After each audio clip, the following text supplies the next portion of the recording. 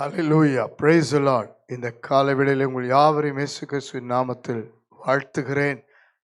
பிரியமானவர்களே, இந்த நாள் விசேஷித்தமான ஒரு வெற்றியின் நாள். கர்த்தராகிய இயேசு கிறிஸ்து கல்வாரி சிலுவையிலே நமக்காக ஜெயம் எடுத்த ஒரு நாள். அல்லேலூயா. ஆனாலும் பூமி எங்கிலும் உலகமெங்கிலும் பாரம்பரியமாக பாடுகளை தியானிக்கிறது ஒரு துக்கமாக சோகமாக இருப்பது அல்ல. இயேசு சிலுவையிலே வெற்றி சிறந்தார். ஹல்லேலூயா. இன்றைக்கு நாம் பார்க்கிற தேவனுடைய தீர்க்க தரிசனமான வார்த்தை பார்த்து தேவன் இந்த நாளிலே சிலுவையிலே ஒவ்வொருத்தருக்கும் அவர் ஒரு புதிய ஆசீர்வாதத்தை, புதிய பலனை கொடுப்பதை பார்க்க போகிறோம்.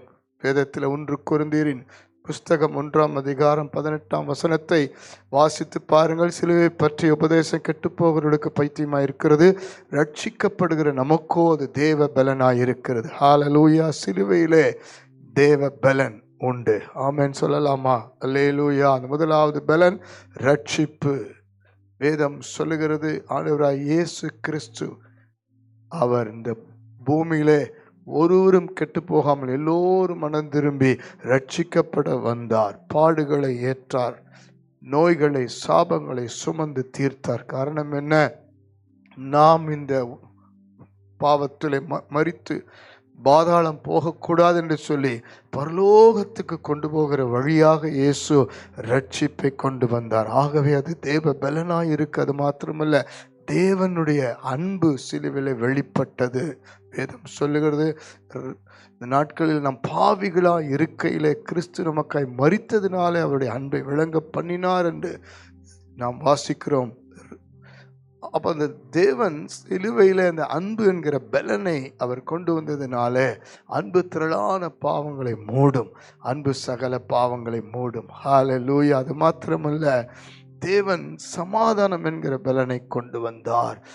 கொலோசியர் 1ஆம் அதிகாரம் 20வது வசனம் சொல்லுகிறது, அவர் சிலுவையில் சிந்தின இரத்தத்தினால சமாதானத்தை உண்டாக்கி. அப்போ இன்றைக்கு பூமி எங்கும் உலகமெங்கிலும் எங்க திரும்பினாலும் சமாதானம் இல்லை. எங்க திரும்பினாலும் ஒவ்வொருத்தருடைய வாழ்க்கையில சமாதானம். ஆனால் இயேசு கிறிஸ்து சிலுவையில சமாதானத்தை கொண்டு வந்தார். இயேசு கிறிஸ்துடைய வாழ்க்கையில எங்க போனாலும் ஜனங்களுக்கு ஒரு விடுதலை, சமாதானம் வந்தது. உங்கள் வாழ்க்கையில கூட இன்று முதல் சமாதானத்தை தேட ஆரம்பியுங்கள். அது இயேசுவின் மூலமாய் சிலுவையில் ஒரு தேவ பலனாய் இருக்கிறது. ஹல்லேலூயா, ஹல்லேலூயா. அது மாத்திரமல்ல, பாவ மன்னிப்பு ஒரு பலனாய் கொண்டு வந்தார். 1 யோவான் புஸ்தகம் 1ஆம் அதிகாரம் 7ஆம் வசனம் 9ஆம் வசனம் சொல்லுகிறது, அவருடைய சிலுவையில சிந்தின இயேசு கிறிஸ்துவின் இரத்தம் சகல பாவங்களை நீக்கி நம்மை சுத்திகரிக்கிறது. பாவ மன்னிப்பை கொடுக்கிற பலன் சிலுவையிலே உண்டானது. பிரியமானவர்களே, எப்பேற்பட்ட பாவமா இருந்தாலும் தேவன் அதை மன்னிக்க வல்லமுள்ளவராய் தமது சொந்த இரத்தத்தை சிலுவையிலே சிந்தினார். உங்களுக்காக, எனக்காக. நாம் பாவத்திலே மரித்து போகக்கூடாது. பாவ மன்னிப்பை உண்டு பண்ணுகிற இயேசுவின் ரத்தம், மறுபடியும் நம்மை சேர்த்து கொள்ளுகிற இயேசுவின் ரத்தம், நாம் சுத்திகரிக்கப்படுவதற்கு ஒரே ரத்தம். சத்தக்கிரிகளை மனசாட்சி கழுவி சுத்திகரிக்கிறது இயேசுவின் ரத்தம். அது மாத்திரமல்ல, 1 பேதுரு 2:24 வாசிக்கிறோம், சுக பலன் என்ற தேவ பலனை கொண்டு வருகிறார். அவருடைய தழும்புகளால் குணமாகிறோம். அதே போல மத்தேயு 8ஆம் அதிகாரம் 17ஆம் வசனத்தில் அவர் நம்முடைய நோய்களை, பலவீனங்களை சுமந்தார். அவர் எல்லா வியாதிகளை சுமந்தார். அப்பொழுது பலன் என்ற, சுகம் என்ற, ஆரோக்கியம் என்ற தேவ பலனை நமக்கு கொடுக்கிறார். சோர்ந்து போகாதிருங்கள். வியாதிகள், பலவீனங்கள் எவ்வளவு கொடூரமான வியாதியா இருந்தாலும் இயேசுவின் சிலுவை நோக்கி பாருங்கள், அந்த வார்த்தையை விசுவாசியுங்கள், அதை வைத்து ஜெபியுங்கள், வியாதி சுகமடையும். அதே போல கலாத்தியர் 3:13-14 சாபங்களை சுமந்து சாபத்திலிருந்து நம்மை விடுவித்து அவர் ஆசீர்வதித்தார். சாபத்திலிருந்து ஒரு விடுதலை, விடுதலை என்கிற தேவ பலன், ஆசீர்வாதம் என்ற தேவ பலனை கொண்டு சாபம் எங்கு திரும்பினாலும் தலைமுறை சாபங்கள். எங்க திரும்பினால் அந்த சாபத்திலிருந்து விடுதலை இல்லை. ஆனால் இயேசுவின் இடத்திலே விடுதலை. முள்முடி சாபத்தை குறிக்கிறது. அந்த சாபத்திலிருந்து தேவன் நம்மை விடுவிக்கும்படிதான் முள்முடி ஏற்றுக்கொண்டார். மனம் கலங்காதிருங்கள். உங்களுக்காக தேவன் இன்றைக்கு பெரிய ஜெயத்தை கொண்டு வர போகிறார்.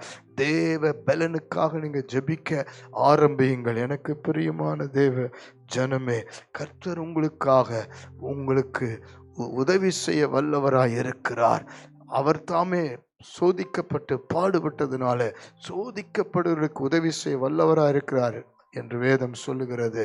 ஆகவே நாம் இன்றைக்கு தேவனுடைய உதவி என்கிற பலத்துக்குள் வர வேண்டும். இப்பொழுது ஜெபிக்க போகிறோம். கல்வாரி சிலுவையிலே நமக்கு தேவ பலன். ஹல்லேலூயா. கண்களை மூடி ஜெபிக்கலாமா?